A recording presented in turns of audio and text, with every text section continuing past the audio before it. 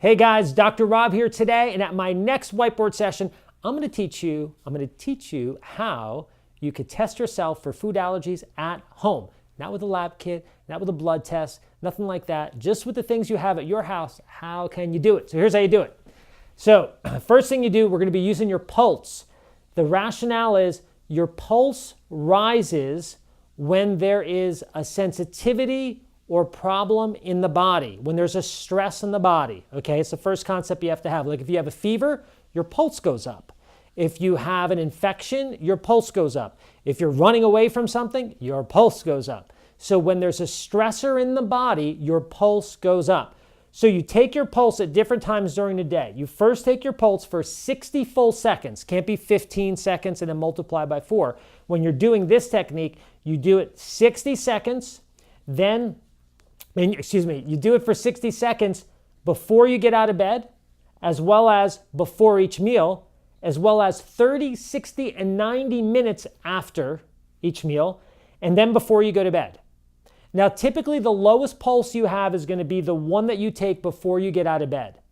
And there'll be a high pulse at some point during the day. But the difference between this pulse before you get out of bed and whatever your highest is should not be more than 14 points. So if when you're laying in bed at 7 o'clock in the morning, your pulse rate is 60, well, then your pulse should actually not go up higher than 74 throughout the day. If it does, you are allergic to something.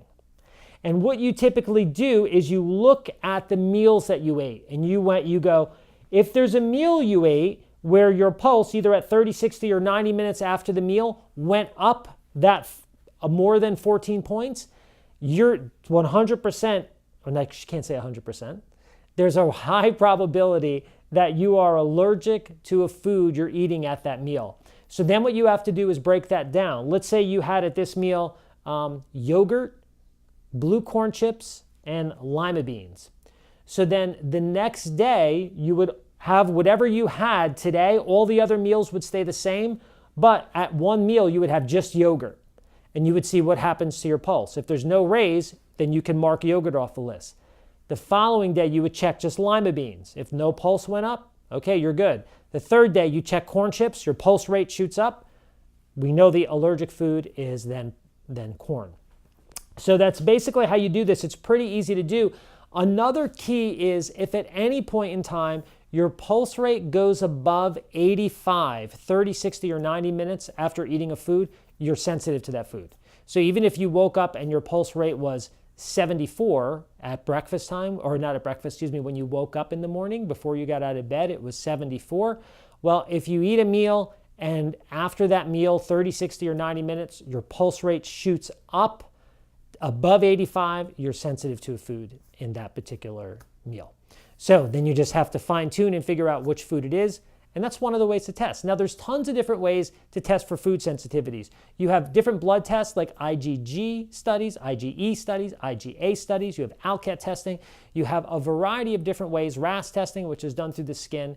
So regardless, this is a really cool at-home one that you can do, and it's fairly accurate, but no food testing principle is perfect. Now, if you are at home and you have a health or a weight problem that you need some help with, I'm going to actually put a link down here to my free online weight loss and health evaluation. That's a great tool that we use in the first major step in helping to identify the potential underlying cause to a person's health or weight concern.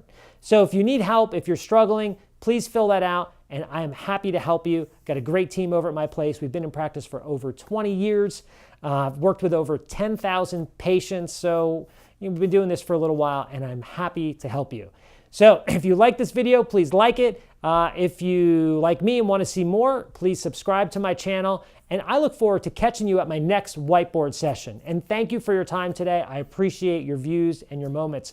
I try to do my best for you guys, and I'm hoping I'm doing a good job. So I'll see you at the next whiteboard session. Bye.